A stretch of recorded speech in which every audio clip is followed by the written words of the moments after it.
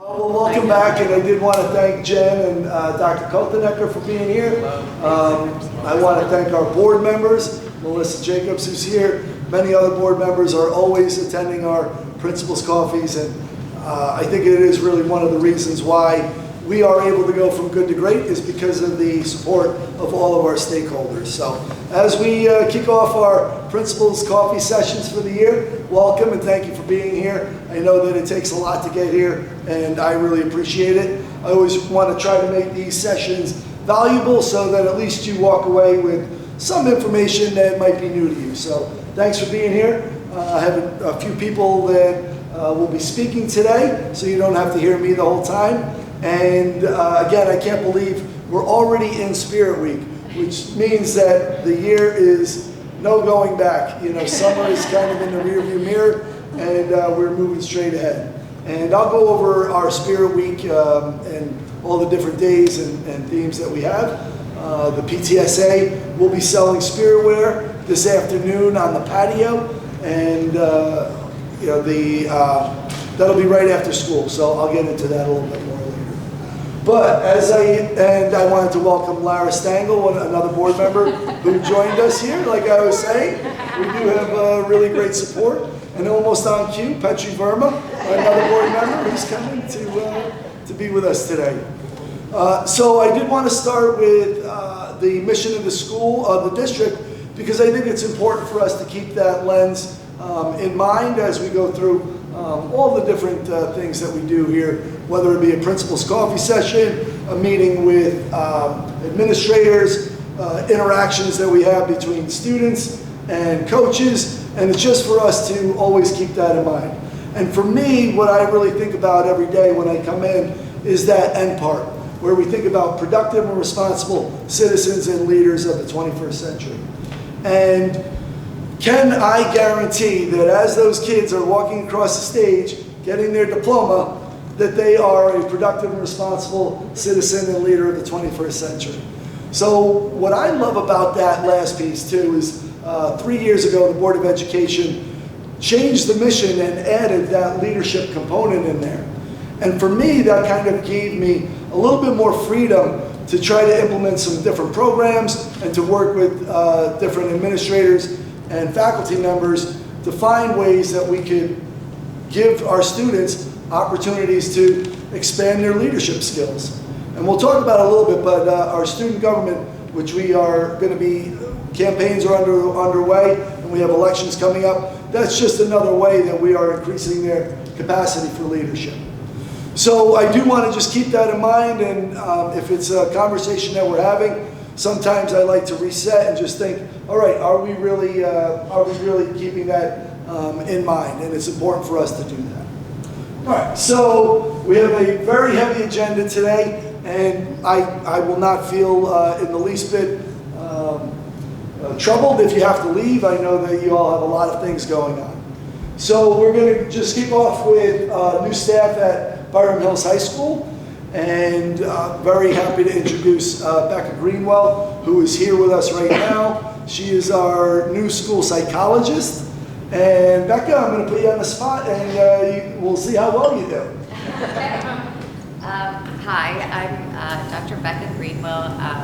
I am coming here after I've been working in California for the last 8 years in a high school there in the Bay Area. But I am a Rockland Countyite, born and raised. So I'm coming home after 8 years of being there, and I was working in some neighboring districts prior to my move. Really excited to be here and working with this really amazing team that I've been introduced to. Working with high school populations and adolescents has really become my specialty and has always been my passion. I really love working with students at this age, people who are really, forming and solidifying their identity, their sense of self, really working towards gaining the independence and the skills that they need to take them forward into their lives. I think it's such an interesting age to work with, and it's such a formative years in anyone's development. And I would say in my practice, this is my 13th year as a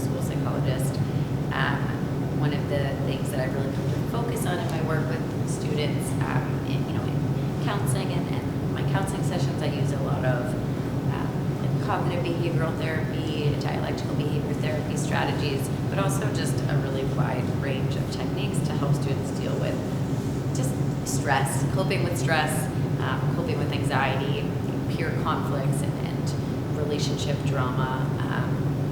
And yeah, it's been really great to start meeting the students here. It seems like a really wonderful group of kids, and I look forward to continuing my work here. I wonder what you would have done if I told you that I'm going to ask you to speak. That was pretty good. You were put on the spot. So Becca and I have been discussing, we've been reading The Anxious Generation by Jonathan Haidt. It's just been a terrific book, very eye-opening, and we got a shipment in. So if any of you are interested, I have a copy. Before you leave here, I can give it to you. Becca, I know you got a lot of work. I'm not going to ask you to stick around, so thank you very much. Thank you. Thank Nice you. to see you. Thank you. All right, so then Jenny Croak, many of you remember Jenny Croak. She retired at the end of last year, and we have a new phys ed teacher, Molly Mirsky, who's taken over in that spot. She's terrific, has been coaching with us already. She also did a leave replacement job previously in the middle school, and she's been, getting right up to speed. So we're lucky to have her, Molly Mirsky. And then for Julie Rentz, we have a leave replacement, and it's Emma Weinchick. And so she will be here as long as Julie Rentz is out, and we want to congratulate her on the addition of her third child in her new family. Those are it was a rarity. Usually when we're here in the summer, we're hustling to get all these new different people. You probably noticed Alex, our security guard. He's new as he came in. So Alex is a retired New York City police sergeant, NYPD sergeant. So comes to us with obviously, incredible experience. And the only other one is Mr. Muska, who was everybody's favorite hall monitor. He retired, and now we have Patrick Bush, who many of you know as our hockey coach. So he is now a hall monitor working here for us. So it was really a great summer because we didn't have to do a lot of hiring. So, and that makes it so that, you can go in and do things that are really thoughtful. And as much as I love interviewing, to be able to just only have to get 3 was terrific. So. All right. So the reason we're here, we usually love to be in the library conference room, but we are under construction right now, and it's all part of the Lights Learning Action Initiative. And again, I wanted to thank the BHHS for their continued support of that. It's really a three-year cycle, and we're in phase 1. So in phase 1, we have the lecture hall and the library, which are being renovated. And this is what the future library will look like. And we will be meeting just to the left of this picture when it's up and running. However, right now, that's what it looks like. So that's why we're not down there. We didn't have enough hard hats for everybody, but if we did, we'd walk you around there. It was funny so we were working really closely with the contractors, and we have the hours all set, and we're really confident that it's not going to have any impact on any of the classes. So they have a whole separate entrance, so they don't even really know what's going on this side of the building. And then we had a teacher on our last back to school night say, I think somebody's jackhammering right now. So we worked with them, but we didn't, I guess, give them enough information about no jackhammering on back to school night. So we had to go in there and say, listen, you got to turn down the jackhammer. So they are coming in the nighttime. They're doing a lot of that really heavy lifting at night. And I'm telling you, you wouldn't even know that they were here.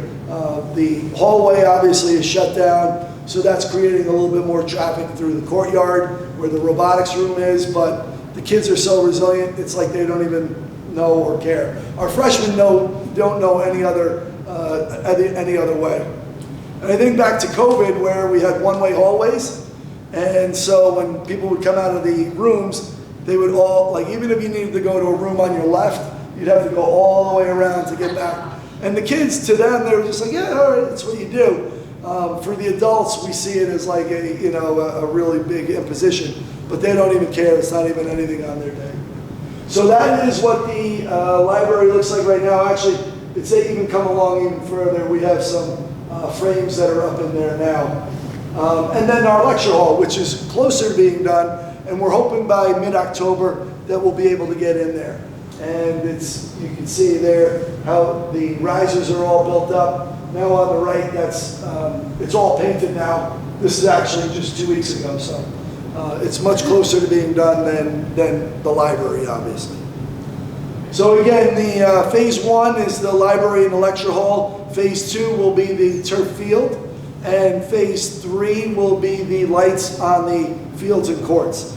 And again, the Board of Education, really appreciative of all of their work that they did going out to the community to allow us to access the general fund. And again, really supportive and really appreciate the BHEF for their support as well. And the PTSA has been there, giving it their blessing along the way. So I do want to thank the entire community, especially our Board of Education.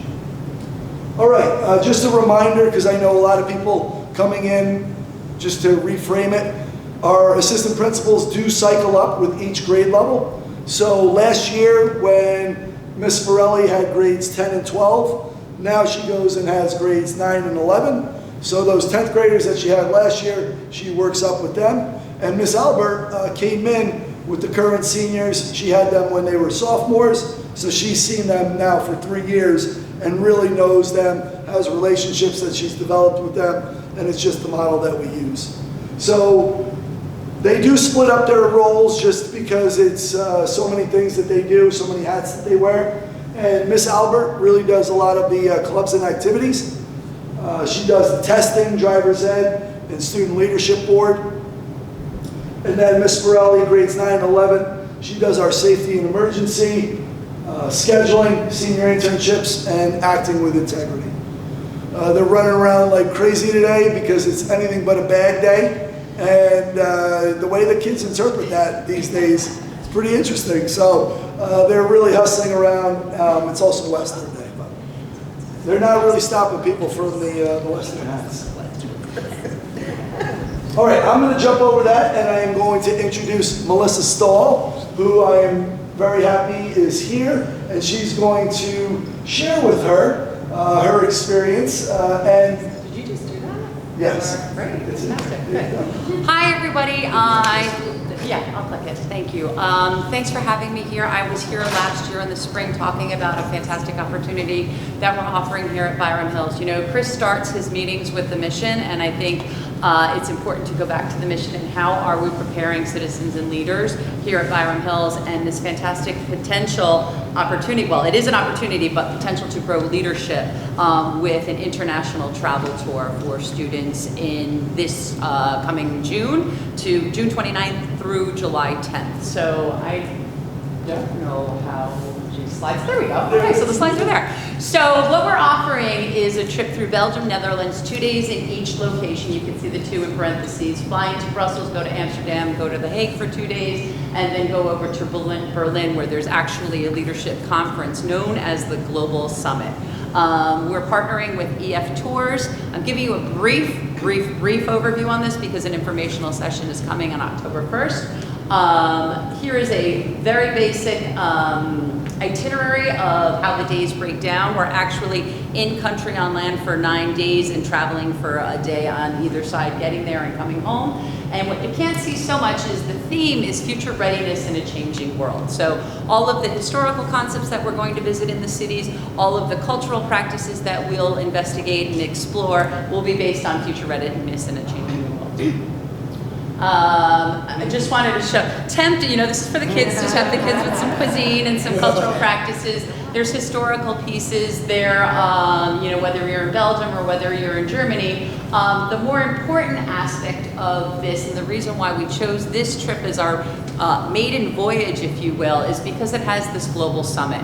So I introduced Global Competency to Byram Hills in 2014, and out of that came the Global Scholars Program. And this Global Scholars is making our potential leaders and our citizens of the United States moving forward. But this concept of the summit incorporates the 4 tenets of global competency, which is investigate the world, recognize perspective, communicates ideas, and take action. But what it does is it does it in a design thinking way. So we use design thinking for our Global Scholars Program, we use it for our startup program, and it's a problem solving technique that kids who have come back from college have said, I walked into class and they said, you know what design thinking is? And everyone who was in Global Scholars said, I've done it for the past 3 years. So the Global Summit gives a problem to students, international students. So our Byram Hill students will be working with international kids, about 400 to 500 kids, on a team trying to solve a problem through design thinking. I have a video there, it's about 2 minutes. This is Summit, and soon this will be you. Here, you'll learn more about yourself, discover what matters to others by hearing from world-renowned experts and organizations, and have a chance to make your voice heard.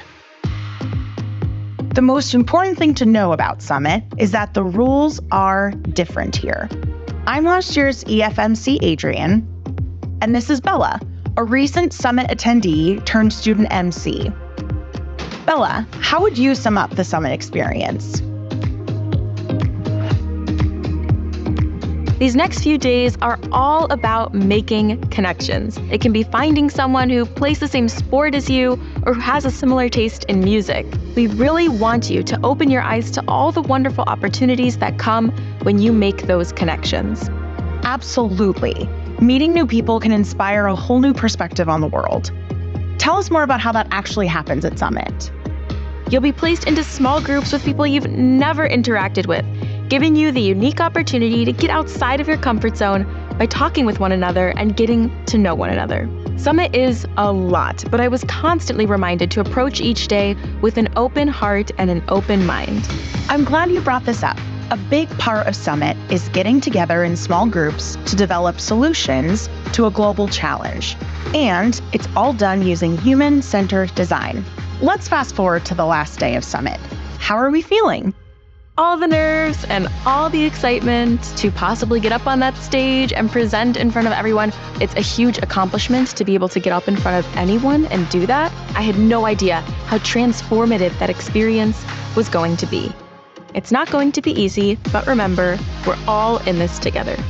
You're right, Bella. Summit is such a supportive environment to try something new. Talking to strangers, getting uncomfortable, and raising your voice are just a few of the rules you'll live by while here.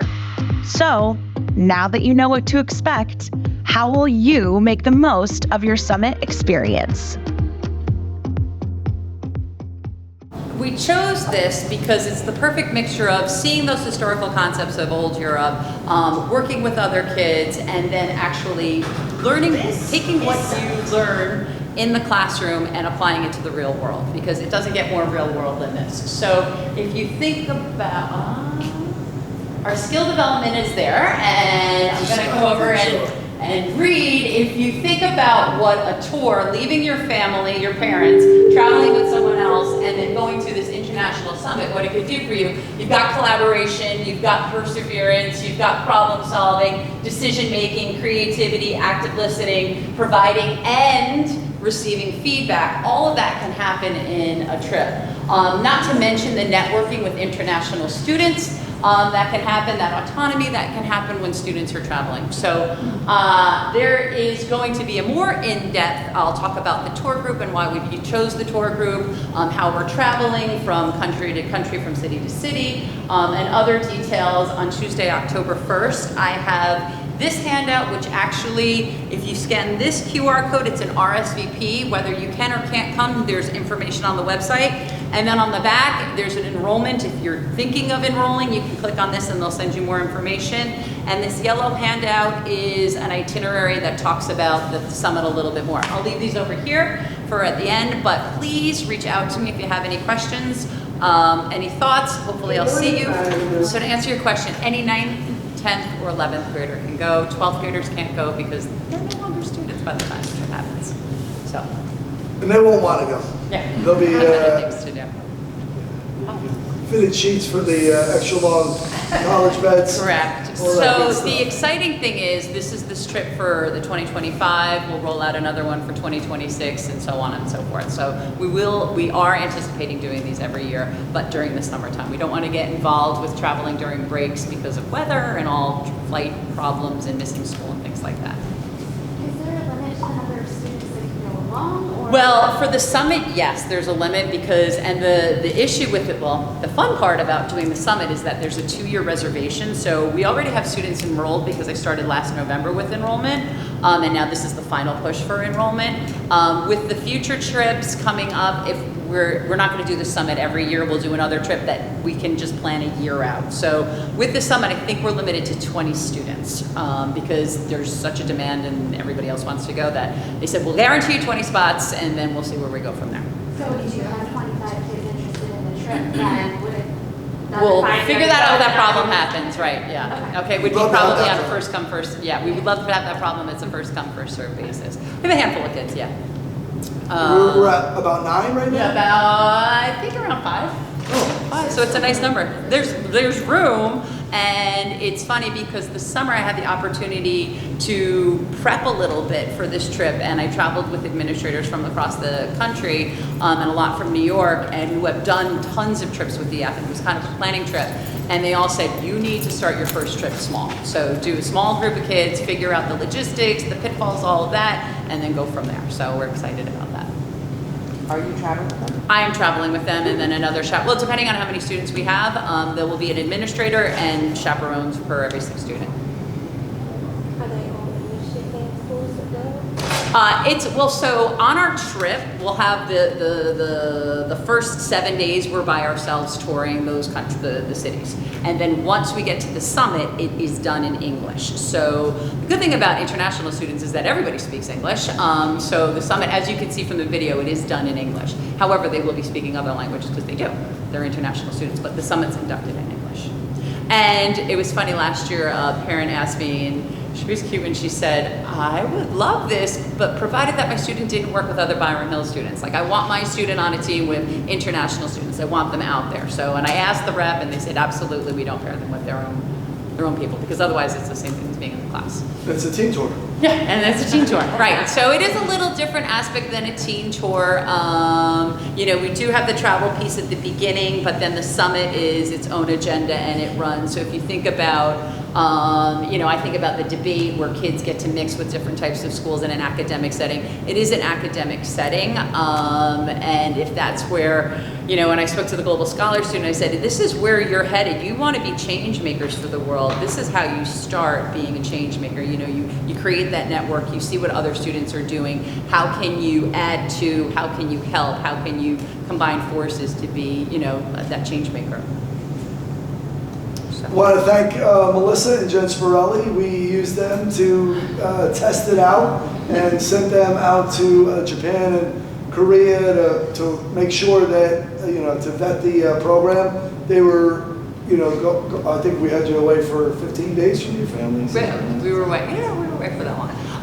It's far, Japan is far. But, spoiler alert, we are strongly considering Japan for 2026 as a result of that, because it was just an amazing experience. It's a beautiful country. South Korea is beautiful as well. The history and the culture that's there is very different than Armonk, and I think that would be a great opportunity for kids. No summit attached with the Japan trip, but extensive traveling. So stay tuned. Any questions? Let me know. All right, thank you, Melissa. Bye. Thank you. All right, so we're going to stay a little closer to home. I'm going to invite Mr. Beja, Marc Beja, who is going to speak about our return to Disney, and we're very excited about it. The last time we went was before COVID, but we're able to get it up and running, and I'm going to have them explain again. Right, I think anytime we can travel and take students out of the ordinary for them, I think it expands their horizons, and this is just a way that we can do that within the realm of music and also for our LCC programs. Hi everyone, I am Marc Beja, I'm the Fine Arts Director. So we are going back to Disney with our music program and with the LCC students. We went as a department in 2017, and then we were scheduled to go in 2020. So we're excited to go back. So part of the process is we sent videos from our concerts last year, and we were selected for this program. It's called Disney Imagination Campus. It used to be called Festival Disney if you have older children.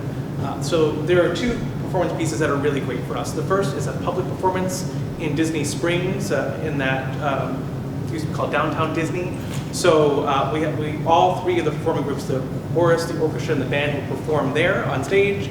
Anyone can go to that. They have a really beautiful theater there with Disney technicians. And then there's a second piece where each group is going to actually work with Disney teaching artists, and they're going to learn a brand new piece. They'll get 90 minutes, learn a piece, and then record a piece like they're studio musicians. So they call that their sessions program. So we get to do both of those pieces as part of this trip. We're going to be gone from March 20th to 23rd. So it's really 3 days in the parks. We're hoping to get to all 4 parks while we're there, based on these performance times that we have. And the trip is going to be run with all band, orchestra, and chorus, and our LCC students are also going to be joining us. And so if you have any students in those groups, you'll be seeing we're doing traditional fundraisers. Started yesterday. We have Ashley Farms is our first one that we've done in the past. We'll be doing some fruit fundraisers right before the winter break, and then a popcorn fundraiser in January, and then we'll have some other less traditional fundraisers. We're going to do like a sing-along here, invite some of our younger students up, and then another event in January. So we've already started planning. We were at back to school night a couple days ago, but if you have any students in the band program or orchestra or chorus, reach out to the teachers or to me, and I'd love to talk more about it. Any questions I can answer about the trip? Thank you for bringing it back, Mark. Sure. Yeah, thank you. Thank you. All right. Oh, I got a reminder here, sorry. All right, so we are really excited about our student government, and people are asking, why now, why now? Well, number one reason is because of that implementation of leadership in our mission statement. So there's no better way to lead than to have to lead people who elected you, right? So student government is a way for our kids to be involved in something bigger than just their academics. It gets them to think about the operation of the school, larger systems, how to work with different stakeholder groups, and this is a terrific way to do that. So it definitely is mission focused. The other part is that there's a New York State law that now requires all public schools, secondary public schools, to have a peer-selected student government. So we have a student government, but as the kids who are in it right now tell me, Mr. Walsh, that's the House of Lords. We need a House of Commons. So we have a student advisory committee who I meet with directly, and they are representatives of their classes. So there's 4 in each class. We also have a student leadership board. Now the student leadership board is also not peer selected, but they work on a lot of the issues that come up throughout the school as well. We have acting with integrity, which is faculty selected. Again, they deal with like more specifics.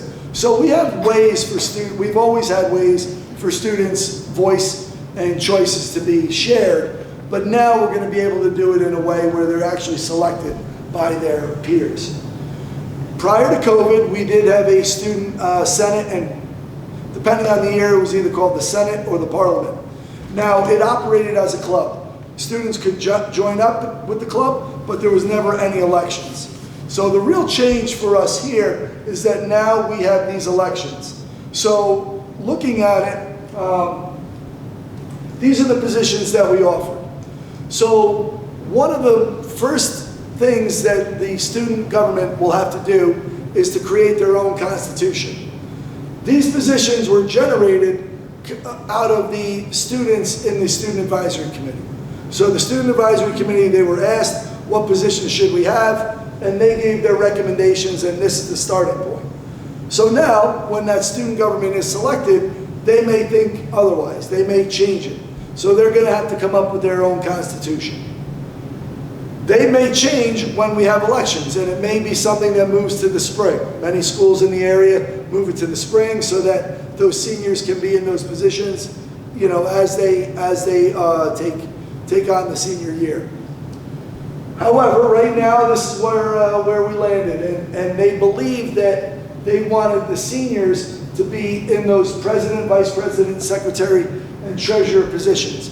And the reason they stated that is because they didn't want it to be something that was, you know, a freshman class that came in that was that much higher, to put that burden on maybe a student in that freshman class to lead the entire school when they really don't know about it at all. So it's kind of a way for the officers to have been here, to get to know the building, to understand it. We're not saying that they had to be part of a representative, but being here in that grade level, it says a lot. So that's why they wanted it to limit it. Now, the student government may get together and want to change that. That's up to them. But they talk about the tyranny of the majority, right? Where you have maybe 240 freshmen and a class of 175 seniors, and all of a sudden the freshmen are the ones who are, you know, running the building, calling the shots, after the seniors have been here and sort of understand it. So that's why that was put in there. Now, secondary to that, we have the class representatives. So these class representatives will each attend all of the meetings, and again, they'll be really like the Congress people for their classes. So each of those representatives will be responsible for bringing any of the issues that are coming up in their class to the student government, to the officers. We really didn't know what kind of interest we were going to get when we put this out there. And initially we got a little bit of a trickle, but as we neared the deadline, all of a sudden there was just a flood of people applying, which was great for us. We really wanted to see that. So candidates, they all created a campaign video and a slide, and they submitted it to us. We watched them, and we made sure that they were safe for school, and then we put it up on a slide deck.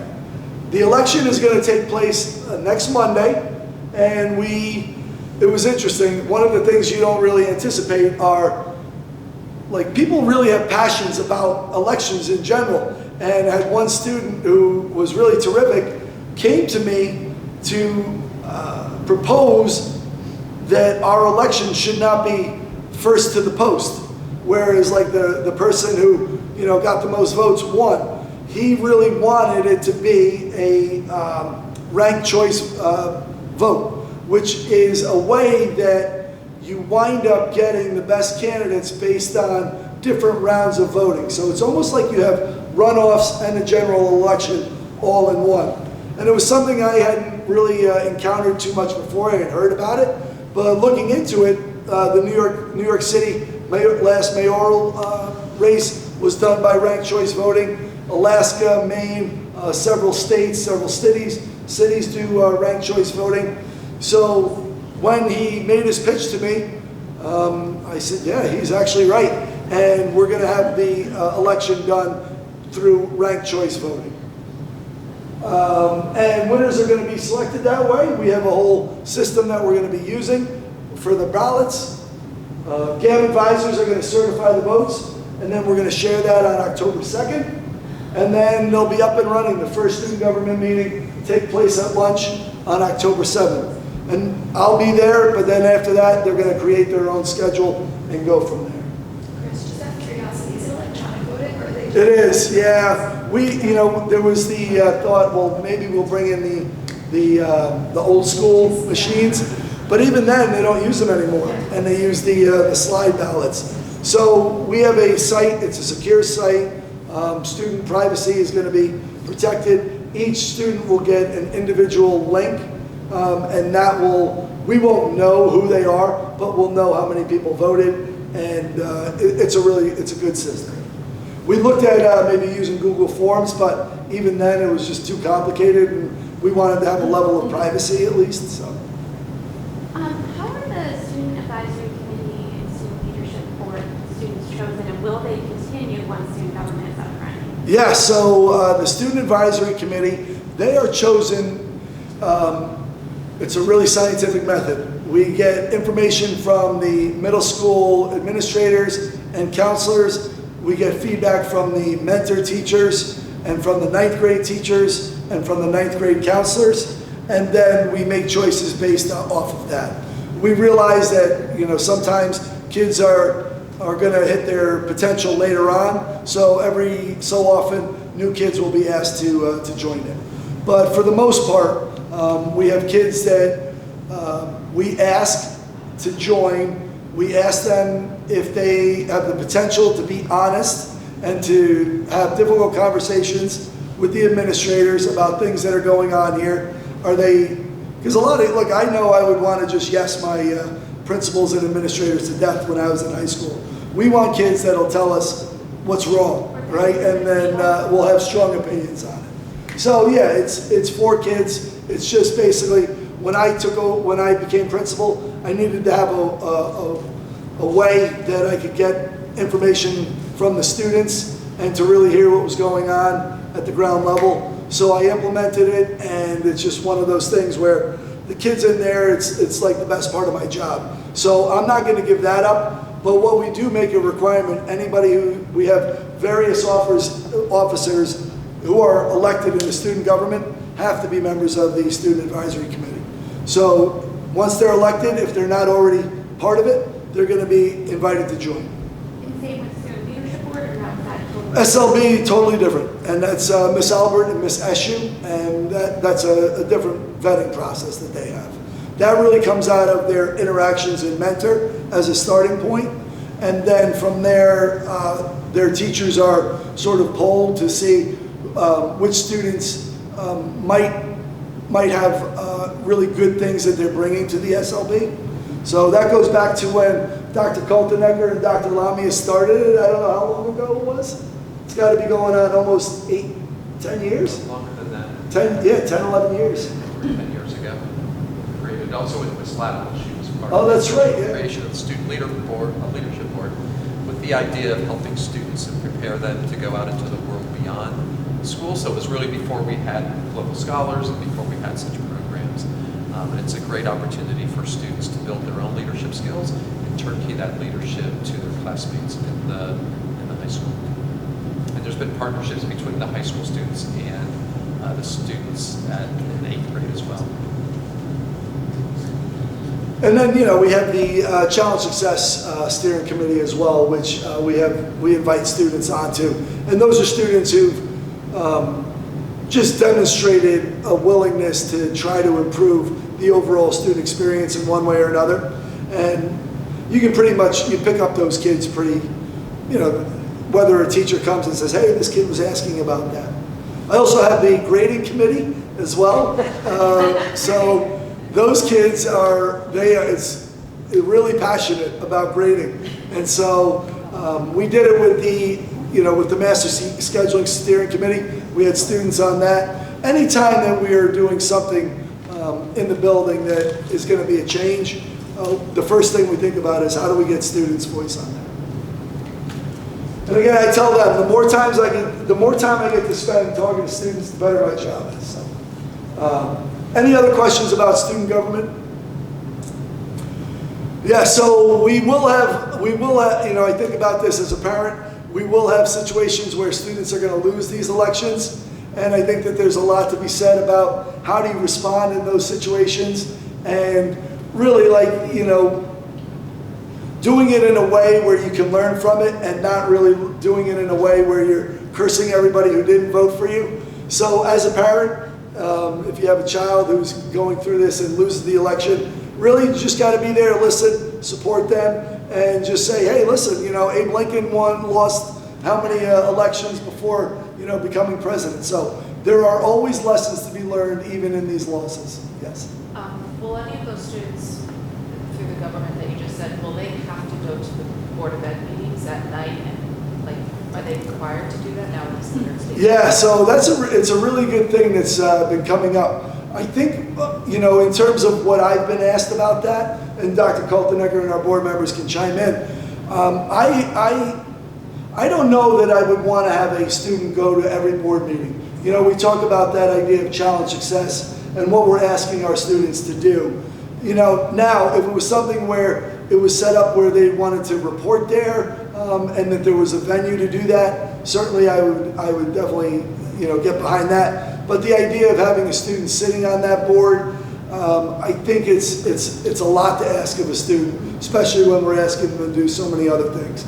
But, you know, I do want that voice to be heard at the board level, so. I think it's Lara? at the discretion of the board whether they have a student liaison, but it's, you know, certainly if they're invited. So New York State isn't requiring I don't think somebody there's a to. requirement for that. Not just, Maybe coming down. not the just pipe. yet, not yet. Yes. Not yet. It may be coming down the pipe to Right, have right. boards of education require Okay. a student representative, but I it's just not know right now. sometimes those board meetings go very late. Yes. Or- Yeah, That's yeah. a lot for. But a also child. kids they wouldn't aren't be always asked- required to stay for the whole They thing. wouldn't There be may be asked. a portion, they're not voting members, so they're, you know, different. Yeah, I think if it does get to that point, I think there's a way to be thoughtful about it. Maybe it's, you know, the officers might rotate, you know, maybe there's a way that they can be at the beginning of the agenda. Again, like I know, like those board meetings, they work so hard and they're paid really well for all the hard work and volunteering that they do.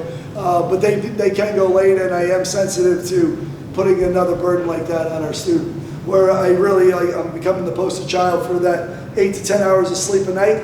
And then people will be scratching their heads saying, how is getting home at 11 o'clock from a board meeting helping? That would also be a position somebody would go into knowing what they needed to do. Like, would it be, right? Chris, it wouldn't be one of those kids that's elected. Well, yeah, we would have to figure out how we're going to do that, right? And that might be something that's separate from student government. We didn't put that on there as one of the requirements just because it's still so new. It's not really law yet. Our board really has to drive that. So we weren't going to, you know, put that up there until we really got an idea of what we needed. Great question, though. Any others around student government? Okay. Oh, I gotta get through Melissa there. Oop. All right, so we're in the midst of Spirit Week, and we had our traveling pep rally yesterday. Went really well. We wanted to thank the faculty and administrators of the other buildings who welcomed our people in, and really appreciated them. I know that our little kids getting so amped up. So Spirit Days, Pajama Day yesterday, anything but a bag day today, along with Western Day, the decades. And look, if you're like of my age, you're like, where's the 60s? Where's the 50s? And the 80s, like. Why are the early odds on there? Yesterday. I know, but if you think about it, like when I was in high school, when they had 70s Day, it's like, oh yeah, I guess that wasn't too long ago. So yeah, it blows your mind. And then Color Day on Thursday, and then Friday is Bobcat Pride Day. In terms of the Color Day, some years we do the store where people can purchase it. We weren't really getting a lot of interest in it, so you just got to look in your old drawers and get the colors. I'm sure it won't be too hard. And then pep rally, we have that on Friday during school. We have a schedule that's slightly modified to have that go on. They asked to do it outside. We'll see if we can with the weather, but again, we'll keep it outside, and we have contests between the grade levels, and then the last one culminating in a tug of war between the winner of the grade levels and the faculty, which will be fun. And we have Mr. Torty, so we're going to win. And then the homecoming games with the lights, they're going from Wednesday all the way through the weekend. And again, we have the food trucks coming thanks to the PTSA. We're really appreciative of that.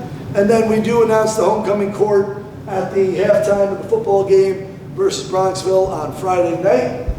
BHHS movie night, that's on Sunday. It's Inside Out 2. And then again, I said it before, but the Spirit Wear sale on the patio today after school. Any questions about Spirit Week or any of that? It's one of the best weeks in the building. And what I liked about it is that for the last couple of years, for whatever reason, where the holidays were hitting, is that it was always like a 4-day week.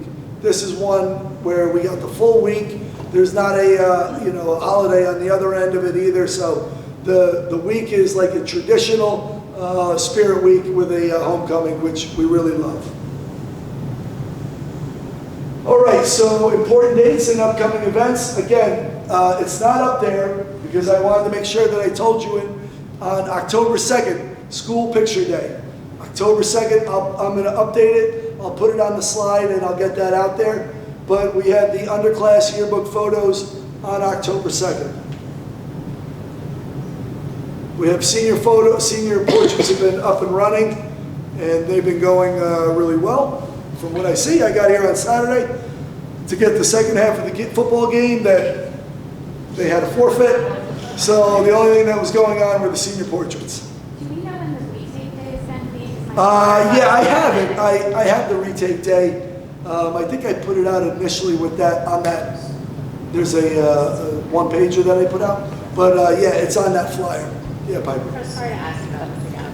The senior pictures. Are they allowed to take them outside if they, like, I can't even remember, like, if we requested it on the form. I know Ms. Renault is in charge of that, but a lot of parents have been having. Yeah, so all I can say is that when I came in, they were all the pictures were outside on Saturday. Okay. But they had also set up here on the stage as well. I know that they do some inside. Yeah, they do some inside. Okay. So as long as the weather's right and there's grass that's still green, they will go outside and set it up. Now, some of them, some of the appointment slots, we've extended it to 8 p.m. So they're not going to be able to really do it outside at that point. Oh, maybe they were. Yeah, maybe they were. The magic of photography, I don't know enough about it. So. I don't know. I'm one of those parents that have been trying to get outdoor appointments since the summer. Right. I'm like refreshing. Is there a reason they can't announce when they open up new days? So we try to. No, we try, like we contract for a set amount of days. Last year we had to get 2 additional days opened up. So this year we set it up with that amount of time. If you can't get in, let me know and I'll see if we need to get them back in. Yeah, because I think with the after-school sports teams, if they didn't get it done in August, which Right. was possible. Yeah. And we couldn't get the Saturday because it was already closed. Yeah. Well, they were here. They're booked on Saturdays. I know everybody's coming in. It's just a little weird the way that they did it. They were like opening dates up at certain times, and then people felt like they had to keep like checking instead of the company Just opening saying them up like all at here's once. right. Yes, that's right. Yeah. All right. Well, That that's was a good little bit of an feedback. issue. Yeah. Anyway. I think they were trying to do that to encourage people to get in those spots. Yeah. And we could work with them. Yeah. Just like Jess is saying, like with the sports and stuff, it probably would have been easier for people to be able to plan ahead a little bit. I'll better. take a Saturday in the fall. Yeah. No, it's good. All right, and then we have no school, so the next Thursday and Friday we're off from school. Last day of schedule changes is going to be on that Monday, the 30th as well. That's an important date because any kids that will really need to switch, they should do it by then if it's in a non-AP class. Again, we're coming up October. It's rare that we get a September with no breaks, and you can really feel that the year is up and running and that they're getting some traction, which has been unusual in the last couple of years. So that is all that I had prepared. Is there any questions? Are there any questions? The Galeno Bobcat Run? Yeah, that's we have that. Mike Galeno is a former athletic director. It's a big cross-country race that we have here, and I think Pauling's coming down to that one. Okay. Yeah. School what? No, it's. They host an event where we do it's almost not really an invitational, but it's something that everybody. Yeah, they get 20 to 40 schools, depending on what other. Last year there was a girl from Long Island team telling everyone on her phone she was upstate. I'm upstate, yeah. Really upstate. Where does upstate start? Not here. Anytime, Yeah, it was really good. We had a good laugh. Oh, honey, there's so much more space. Yeah, people will say, above 287, you're upstate. This is the woman from upstate. I always say, if you can commute there where you live, it's not upstate. Yeah.